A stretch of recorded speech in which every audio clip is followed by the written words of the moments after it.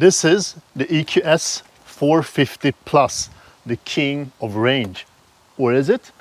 740 kilometers of WLTP range, driving on the rear wheels only.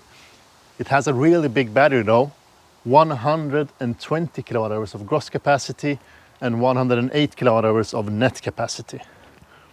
Is it possible to travel 740 kilometers with this car? I don't know, but I will try.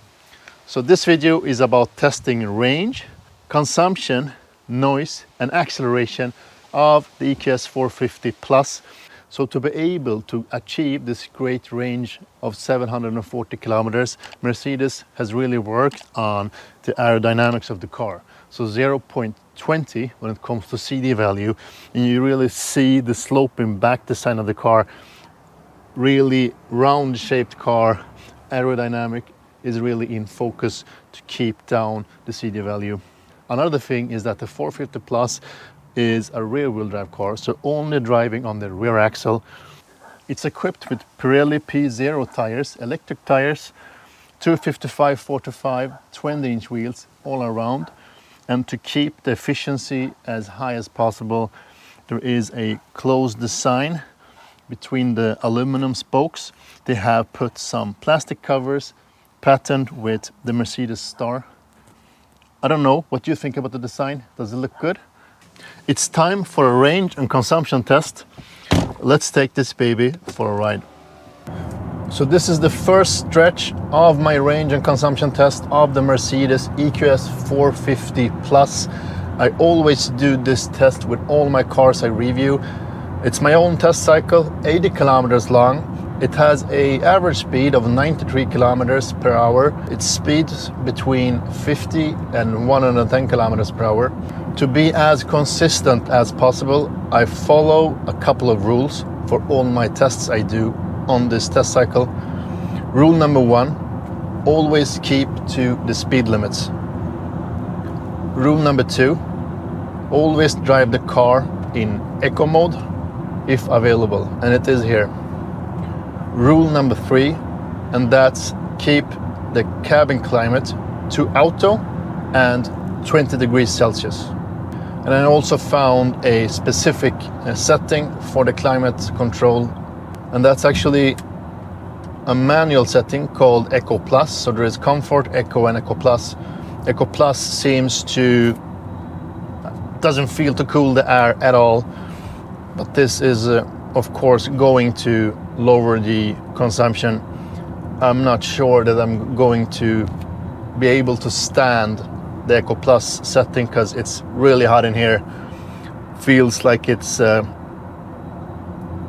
bad air quality, so I could really not recommend Eco Plus if you really don't must.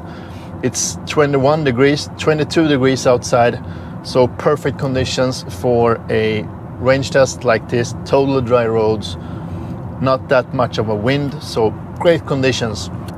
So I've only been driving for 16 kilometers. Consumption is currently 15.8 kilowatt hours per 100 kilometer. That's a really low consumption for such a big car, but I guess it will get a bit higher during the trip. Let's see. After driving 22 kilometers, I really can't stand the Eco Plus mode for the climate control. I need to put it into Eco, and when reading the text for the Eco Plus setting, it says that it doesn't air condition the air at all. It doesn't heat it, it doesn't cool it, so that's why the air gets so bad inside the car. And I really can't stand that, and I don't think it's the way people drive the car. So I put it into Eco, and Eco for the climate setting means that it limits the output power, but it feels a lot better than Eco Plus. I think I will be able to do the whole test and finish it with the Eco setting activated. Just hit the halfway. Current consumption 13.7 kilowatt hours per 100 kilometers. That's really good. With this average consumption, I will actually beat the WLTP range by a good margin, but let's see about that. So I'm actually running the Eco display on the head-up display, and that's a small efficiency ball, I don't know, but it symbolizes in 3D a ball rolling forward and backwards towards me. So the further away, the smaller the ball gets, the better efficiency I have when I drive. When I push the accelerator, the ball gets closer to me, meaning that the consumption is high. So I always try to keep the ball as far away as possible, but I still only got 4 stars out of 5. So should be possible to crank out a little bit more efficiency than I have managed so far, obviously. But let's see. So I'm back from the range and consumption test.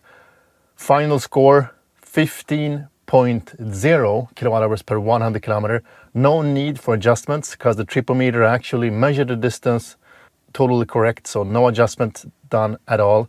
15 kilowatt hours per 100 kilometer, that equals to a total range of 722 kilometers.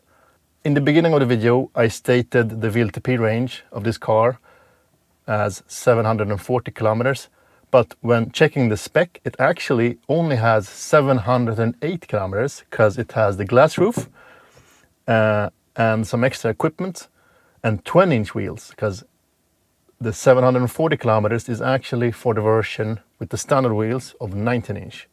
So the specified WLTP range of this current car with the 20-inch wheels is 708 kilometers. So you know what? We just beat the WLTP range. So this is the range. So 722 kilometers is what you can expect in perfect conditions. Dry roads, no wind, sunny weather, 20 degrees outside.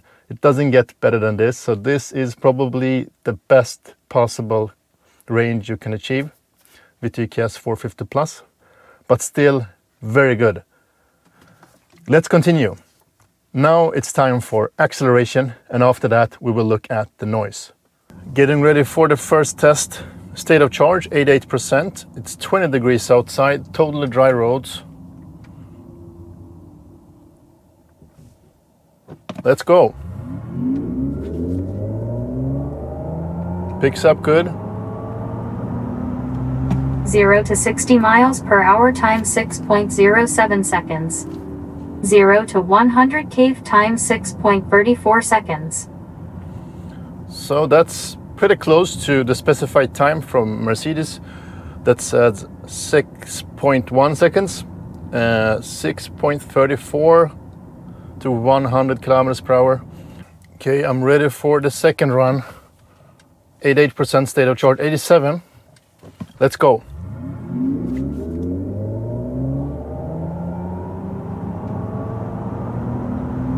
Zero to 60 miles per hour time 6.08 seconds. 0 to 100 km time 6.39 seconds. Seems to be upward slope, but still a good time, 6.39 seconds. Let's do a last run and see what happens. So the last run, state of charge 87%, good conditions. Go.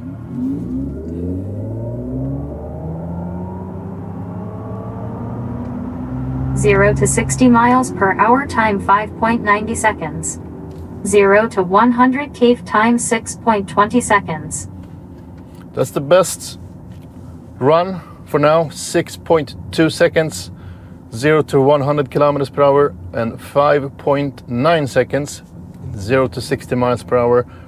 That's very close to the specifications, and no wheel spin, good state of charge, flat surface, so doesn't get better than this, but still a good score. So let's have a look at the final results of the acceleration times. So the best possible time I achieved was 6.2 seconds, 0 to 100 kilometers per hour, and 5.9 seconds, 0 to 60 miles per hour. Specified time from Mercedes is 6.1 seconds in 0 to 100k, so 0.1 seconds away from the specified time. That's a good result. State of charge 87%, dry roads 20 degrees outside, so it's not possible to achieve a better time than that. Perfect grip all the time, no wheel spin at all. It behaves perfectly fine when accelerating, and you have plenty of power left even after 100 kilometers per hour. Let's have a look at the cabin noise levels. Is this car silent as a S-Class? Does it live up to the expectations? I would say yes, it does, but it is not the most silent car I have tested so far. I actually have two cars that's more silent than the EQS. So I have measured the noise in 50, 70, 90 and 110 kilometers per hour. So 4 different speeds, 4 different noise levels. And here is the result. And compared to the other tests I have done with other cars, there's actually 2 cars that's beating the silence in this cabin. And surprisingly, first of them is the Ford F-150 Lightning. That car is a pickup truck, big as hell, but still more silent than a EQS. That's really impressive. That's really impressive. The margin is very small, so it's more silent by a very small margin, but still more silent. The other car, that's the car that has the best score for all the cars I ever tested, and that's actually the Neo ET7. So the EQS is actually beaten by the Neo ET7 by a margin. I was actually expecting a bit of a lower noise level in the EQS 450. That's the result. Consumption and range, acceleration and noise. If you're looking for a luxury sedan with a great range, this is the one. The price point though is of course high. It's a electric S-Class. The price starts from 110,000 euros or 1.3 million Swedish crowns. That's a high starting price. This specific car cost 1.5 million Swedish crowns or 130,000 euros. So it's not cheap. I mean, no S-Class is cheap. That's not the purpose, but just so you know. Give this video a thumbs up, subscribe to my channel, and as I always say, stay electric. Thank you for watching. Speak to you soon.